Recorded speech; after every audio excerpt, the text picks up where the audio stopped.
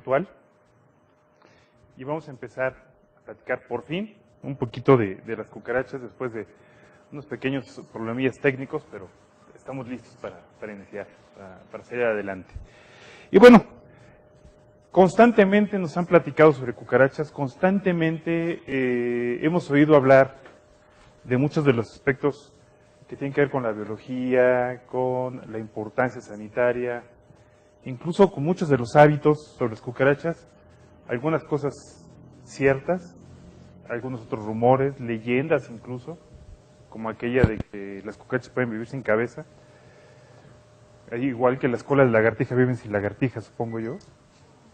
Son de esos mitos que hay alrededor de las cucarachas, pero hoy vamos a tratar de ver algunas cosas que incluso sí sabían ustedes, y por eso el título de la charla, lo que querían saber, pero en realidad ya lo sabían. Aquí vamos a tratar de entenderlo un poco mejor, ver algunas novedades, más o menos que saben hoy también de las cucarachas, porque es un grupo con el cual se está trabajando día a día. Realmente causa mucho interés en los investigadores, en los aquellos que se dedican en entenderlas mejor, controlarlas mejor, y de esa forma tratar de aplicar todos esos conocimientos para tener un mejor servicio en control de plagas cada vez más limpio y también más eficiente. Así es que, pues iniciamos recordando algo que prácticamente todas las charlas tomamos, para no olvidar por qué es importante conocer a las plagas. Recordar justamente lo que es el MIP, o manejo integral de plagas. Esta, como muchas veces y en otras pláticas he comentado, no es la definición de MIP, no es la única, no es la oficial, de hecho oficial prácticamente no la hay, por ahí existe una de FAO que es un poco más orientada al sector agrícola, pero quizá me permito, ya que soy el que está aquí al frente, de ofrecerles la que a mí me gusta más y que más o menos puede cubrir más nuestra idea de lo que es el manejo integral de plagas. Y resumiendo básicamente lo que en su momento Raf comentaba, lo que era el manejo integral de plagas, puedo platicarles que el manejo integral de plagas es aquella estrategia de estrategias, por llamarle de otra manera, que reúne todo aquel conocimiento que tenemos de la plaga y de ahí partimos hacia las estrategias que podemos utilizar para controlarla, para armar realmente la estrategia final para su control. Siempre, manteniendo a la vista lo que es las consecuencias que van a traer la aplicación de esa estrategia. Es decir, ¿qué va a suceder cada que hagamos algo para controlar esta plaga? Tanto desde el punto de vista económico, porque a fin de cuentas este control de plagas implica una inversión, al final de cuentas también, desde el punto de vista ecológico, que tanto va a afectar en un momento dado al entorno, al ambiente, positiva y negativamente, no siempre tiene que ser forzosamente negativo, puede ser incluso positivo al eliminar una plaga que ustedes saben es un contaminante biológico, y también desde el punto de vista sociológico, porque también qué tanto va a influir en las personas, en los empleados de una industria, en los habitantes desde una casa, un fraccionamiento, a una unidad familiar, alrededores de la industria también, empresas vecinas, etc. Entonces, es importante siempre que lo tengamos presente, porque en el momento de nosotros desarrollar la estrategia, tenemos que mantener siempre en mente estos aspectos. Y no olvidar los famosos pasos del manejo integral de plagas, que son nada más una secuencia lógica. También lo podemos traducir de una manera relativamente sencilla diciendo o hablando de que para atacar en algún momento dado a un enemigo, como Clausewitz alguna vez lo comentaba en El arte de la guerra, tenemos que conocer precisamente a ese enemigo para saber cómo atacarlo, en qué situación está, cómo vive, cómo se mueve, cómo nos afecta, para nosotros poder después determinar, ya sea con estrategias químicas o no químicas, cómo la vamos a controlar. Y por supuesto, cómo vigilar el que no vuelva justamente a convertirse en plaga. Como también en muchas otras ocasiones hemos mencionado, la plaga no es definida por el organismo mismo, aunque suene en verso. No está definido así. La plaga está definida por lo que nos afecta. Con esto quiero decir que el control de plagas no es la eliminación de un ser vivo, forzosamente, sino la eliminación de las condiciones que lo vuelven perjudicial a nosotros, incluyendo el que no esté presente incluso. Entonces también muy importante que tengamos este concepto de control de plagas, que también es diferente a lo que estamos acostumbrados, que siempre nos habla de la eliminación de aquel organismo que pensamos que es plaga, cuando en realidad la perspectiva es eliminar la condición de plaga. Eso es lo más importante. Para empezar y conocer mejor a la plaga tenemos que ver qué es lo que necesita. Y al igual que nosotros, como seres vivos, los organismos que consideramos plaga, en este caso cucarachas, también tienen sus propias necesidades que deben cumplir para poder sobrevivir y establecerse en un lugar, que va desde la comida, que lo tenga disponible, el agua, el refugio, que esto ya le da cierta condición de estabilidad en un lugar, ya que se siente protegido, puede abastecerse de las necesidades que le puedan ayudar a complementar sus procesos fisiológicos y por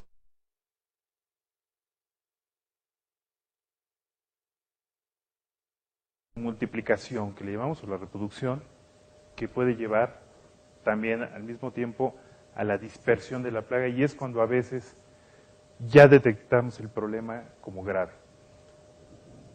Lo ideal es obviamente tratar de trabajarlo antes de tiempo. ¿Cómo es que se establece la plaga? Este es un modelo que no aplica solamente para cucarachas, aplica prácticamente cualquier tipo de plaga. Y recuerden ustedes que los modelos lo que buscan es tratar de simplificar algo que normalmente de lejos es complejo, para poder entenderlo mejor.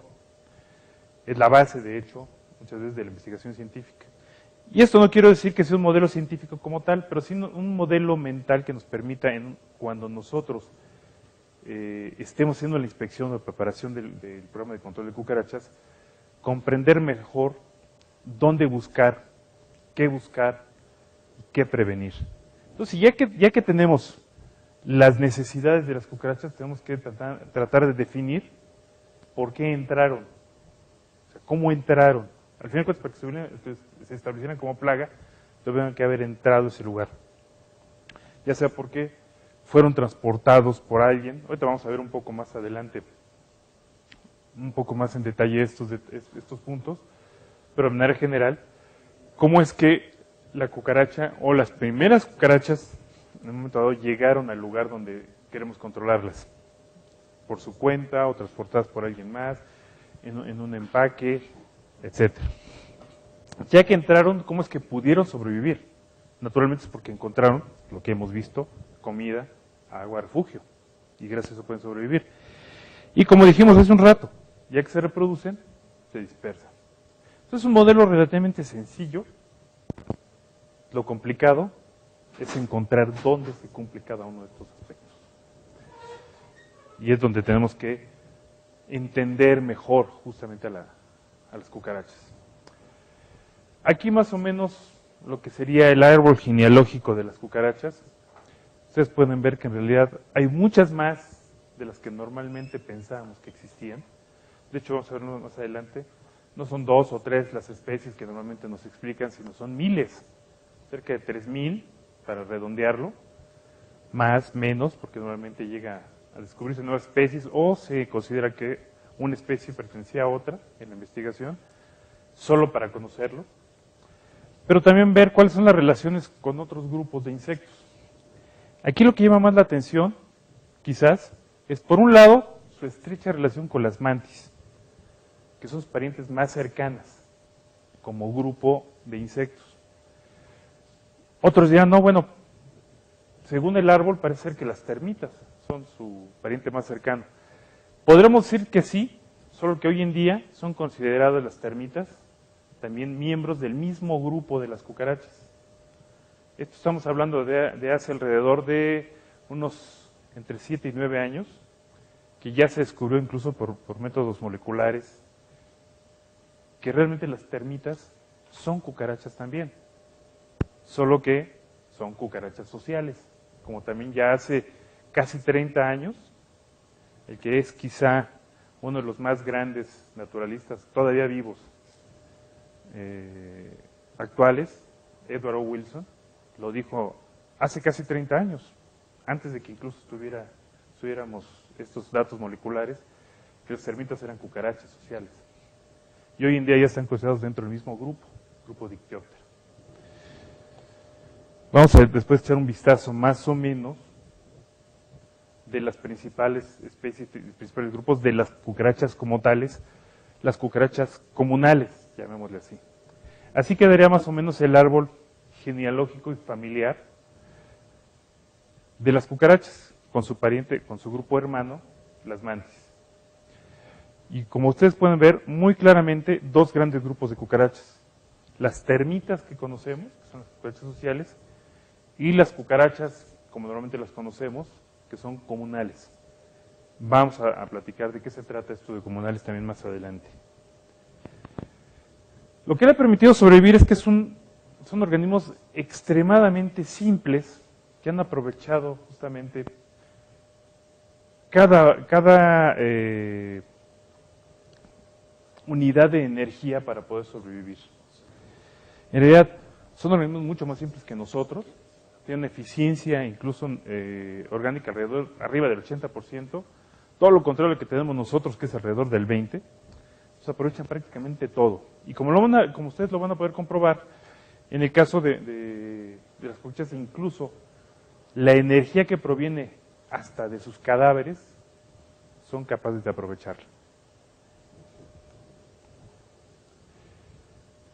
Un vistazo muy general de su anatomía, que ya muchos de ustedes conocen también, es, al igual que el resto de los insectos, el cuerpo dividido en tres tagmas que les llamamos, no segmentos en realidad, tres tagmas, esto es unidades funcionales, que es cabeza, tórax y abdomen. La cabeza, como ustedes saben, encarga de organizar el cuerpo, así que si una cucaracha no tiene cabeza, como dicen los grandes mitos, pues el cuerpo se mueve por reflejo, pero podríamos cuestionarnos si realmente está vivo.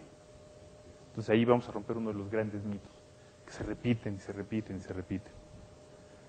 Yo siempre pongo como ejemplo, justamente, como dije hace un rato, la famosa cola de las lagartijas. Cuando se desprende la cola, la lagartija sale huyendo. Y sí, está viva, no hay duda. Se va, tiene cabeza, tiene cerebro y regenera la cola. Pero si nosotros recogemos la cola sigue moviendo. Y mucha gente le preguntaría, bueno, ¿esa cola la consideramos que está viva? No, son reflejos. Y es lo que realmente vemos en las cucarachas cuando no tienen cabeza. Les falta la unidad funcional que organiza todo el organismo. Luego viene la parte del tórax, que como ustedes saben también es la unidad funcional del transporte, digámoslo así, del movimiento, donde están las patas, donde están las alas, que incluso también, como vamos a ver, son totalmente funcionales, aunque no las usan del todo. Sus adaptaciones son de otro tipo. Las patas también son especialmente importantes. Y el abdomen, que es donde se encuentra la mayoría de los órganos ya vitales, donde se desarrolla incluso la reproducción, que también es la principal finalidad de este tagma, y que también nos acumula gran parte de la grasa, que va a ser de donde va a tomar la fuente de energía de la cucaracha como tal. Vamos a entrar después en detalle algunas otras de las características, más adelante. En las alas hay otras características muy particulares. El primer par de alas no es membranoso. De hecho, forma una especie de protección para las alas posteriores. Dichos en términos técnicos, las mesoalas, que son las anteriores, normalmente son de una textura más apergaminada. Las alas, y reciben el nombre de tegminas. Las alas posteriores son realmente alas membranosas y son con las que realmente pueden volar. Como dije hace un rato, tienen toda la capacidad de volar, tienen toda la musculatura de vuelo completa, no tienen ninguna reducción, solamente que lo usan más para planear, más que para volar. Pueden llegar a tener vuelos largos también, contrario a lo que otros mitos también hablan de las cucarachas que nunca vuelan o que nada más recorren pequeñas distancias. No, una cucaracha realmente sí puede, en algún momento, obviamente varía de especie a especie, recorrer distancias no enormes, pero sí al menos de varios metros, incluso 10, 20, 30, realmente distancias más o menos grandes, considerando que son cucarachas, por supuesto. Ambas vuelan bien, solo que realmente hacen vuelos relativamente cortos. Pero seguramente habrán tenido alguna vez la experiencia, quizá para la gente que está en línea hago la aclaración, no sé si se alcanza a oír la pregunta, alcanzaron a escuchar la pregunta, pero la menciono, de si a esto del vuelo nos referíamos solamente a la americana o a la alemana. En realidad, muchas veces habrán tenido quizá la experiencia de que al momento que ustedes aplican, de repente, si el insecticida que ustedes utilizaron no es de derribo rápido, buscan salir sus madrigueras y a veces emprenden vuelos realmente importantes o se suben en la gente, ¿no? Cuando la población es muy alta. Y es donde a veces vemos incluso que salen volando una buena cantidad, obviamente huyendo. Y sí pueden volar perfectamente, sí pueden hacerlo. Aunque su principal mecanismo de huida y su mayor fortaleza, como también vamos a ver, son las patas, la carrera. Son unos corredores, realmente. Es su ventaja. Y es lo que estamos viendo aquí. Justamente las patas de las cucarachas es su principal herramienta. Están perfectamente adaptadas para correr. Además, la forma de su cuerpo también se los permite, porque se permiten meter en cavidades muy pequeñas, muy angostas, que además producen cierta cantidad de grasas que sirven de lubricantes para meterse en áreas que normalmente para otros insectos sería muy difícil. También tienen una excelente capacidad de huida. Y esto es porque en sus cercos, esas como patitas que se ven al final del abdomen, que sí son, de hecho, patas modificadas, por llamarlo de alguna manera, extremidades modificadas, son sensitivas y tienen unas sedas, alguien les llama pelos, normalmente nombres correctos sedas, que permiten detectar incluso, por ejemplo en esta imagen, con un zapato o con una mano o con un periódico alguien les quiere golpear, la presión del aire que se hace entre la cucaracha, la parte del cerco, y la mano, el periódico, lo que sea, se comprime el aire y hace que la pequeña seda se mueva y eso le da un aviso a la cucaracha que tiene que huir. Y esto es rapidísimo, está directamente conectado al sistema nervioso y la reacción es prácticamente inmediata de huida de la cucaracha. Pero tiene esa capacidad. También mucha gente decía, es que pueden ver en 360 grados. No es tanto eso, también es otro mito sobre las cucarachas. Su vista es regular, no es tan buena como mucha gente piensa, tampoco es mala en el rango de la vista de los insectos, pero no es una visión espectacular. Son mucho más sensitivas gracias a estos mecanismos como el que vemos en los cercos del abdomen y otras partes del cuerpo, por supuesto. ¿Cuáles serían las características distintivas de cucarachas? Que es una pregunta típica. ¿Cómo podríamos decir que sean los puntos clave por los cuales podríamos definir una cucaracha si tenemos un insecto enfrente? Porque como vamos a ver más adelante, no todas las cucarachas parecen cucarachas. No todas tienen el mismo aspecto al que estamos acostumbrados. Vamos a echar un vistazo a la diversidad de este grupo de cucarachas y van a ver que son muy diversas. Primero, el cuerpo comprimido. Cuando hablamos de comprimido es que está aplanado, por decirlo de alguna manera, dorso-ventralmente. En el caso, por ejemplo, de insectos como las pulgas que están aplanadas lateralmente, en este caso no podemos hablar de un cuerpo dorso-ventral, sino lateralmente. Luego, su pronoto está extendido lateralmente y sobre la cabeza. El pronoto, ustedes recordarán que es la primer placa del tórax y que normalmente se extiende cubriendo gran parte de la cabeza y gran parte del tórax. Bueno, hay un comentario en el que cuando hablamos de que está aplanado, estamos hablando realmente de un cuerpo deprimido, así se le llama. Cuando es lateral, se dice comprimido. Es solo para diferenciar. Otra característica es que la cabeza es hipoñata, así se le llama esa condición. Hipo significa hacia abajo, ñatos es mandíbulas. O boca, a veces no, pero más bien mandíbula, porque boca no es estómago, es mandíbulas. Y se refiere a que está hacia abajo. Esta es una característica típica de las cucarachas e incluso de algunos de sus parientes, como las mantis incluso. ¿De qué sirve que el aparato bucal esté hacia abajo? Bueno, que normalmente se alimentan de cosas que están hacia abajo, que normalmente son residuos orgánicos, desechos, y de eso alimenta la cucaracha. Normalmente, si lo vemos en algunos insectos depredadores, las mandíbulas normalmente están hacia el frente. Tienen que cazar, tienen que atrapar a su presa. En este caso, no, tienen que recogerlo. Ustedes dirán, bueno, por un momento, su pariente cercano, las mantis, son depredadoras. Pero ¿qué ha hecho la mantis para adaptarse a ser depredador? Mantiene su aparato vocal hacia abajo, lo que hizo fue levantar su cuerpo.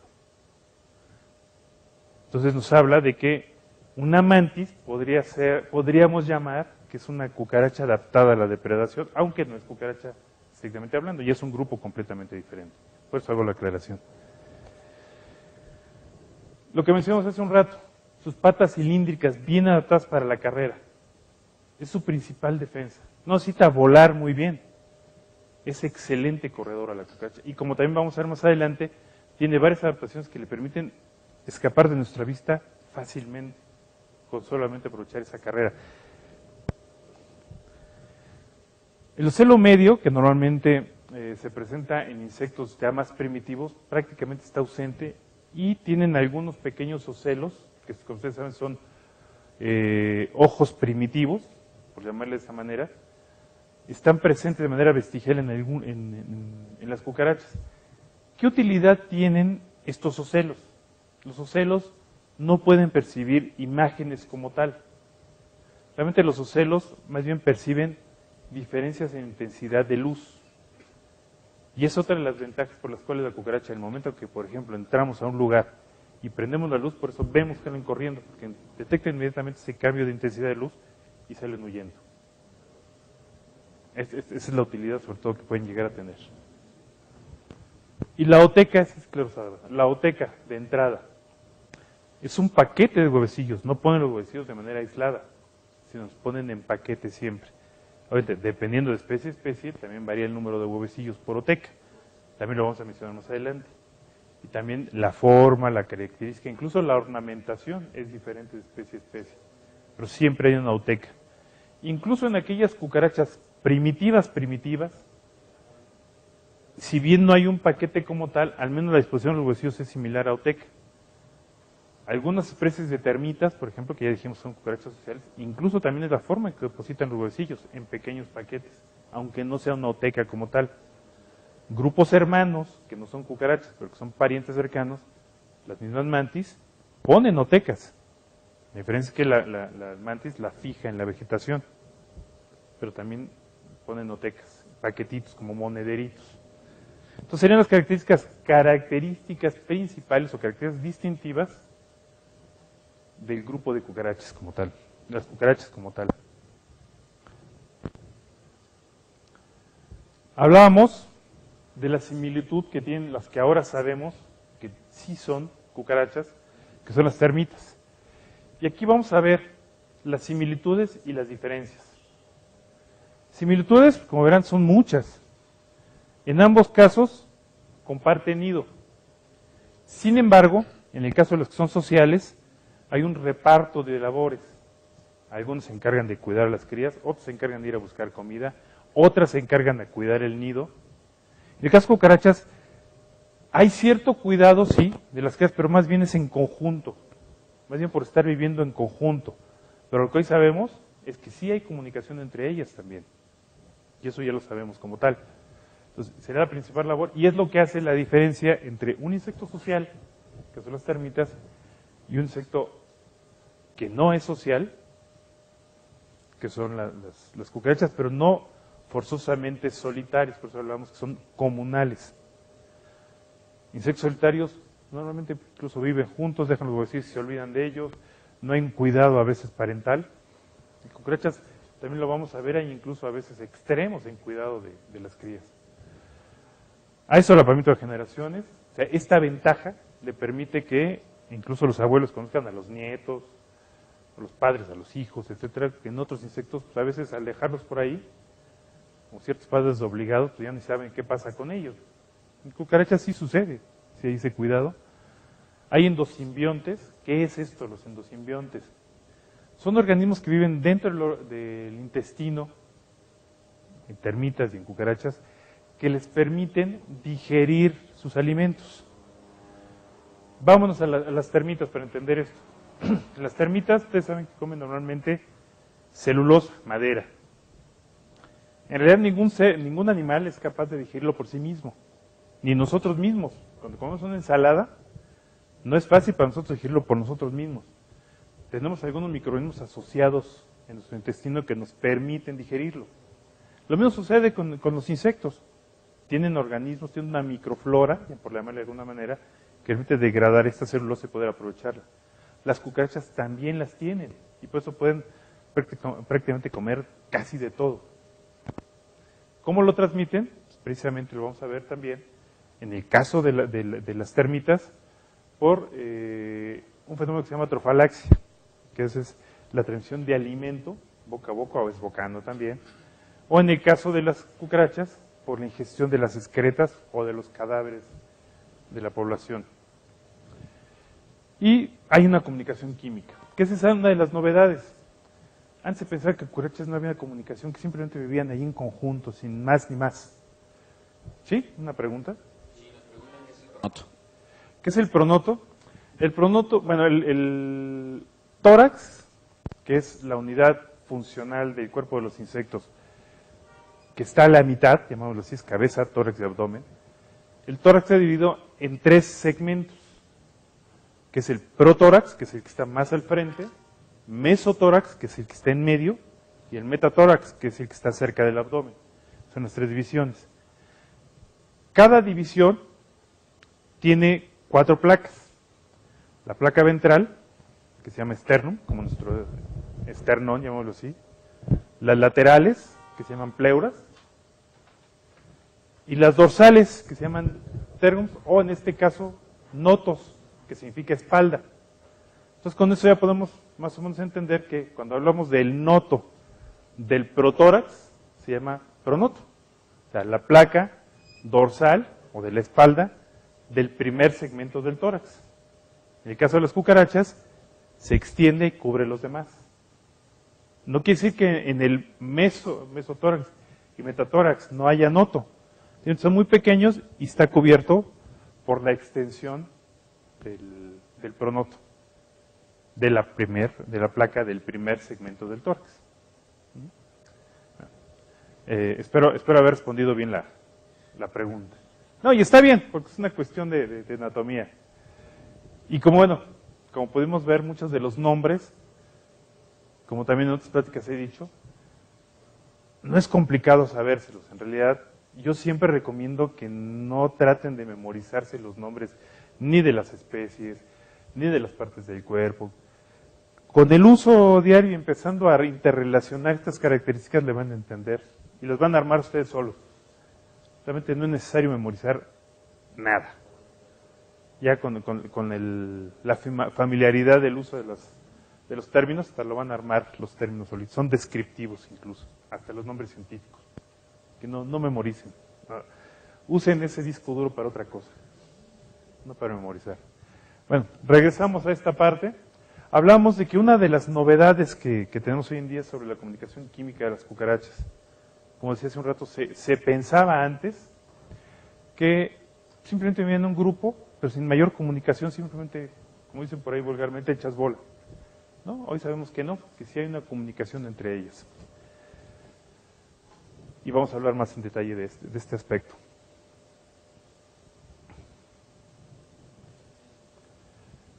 Es, como decía, un grupo extremadamente diverso.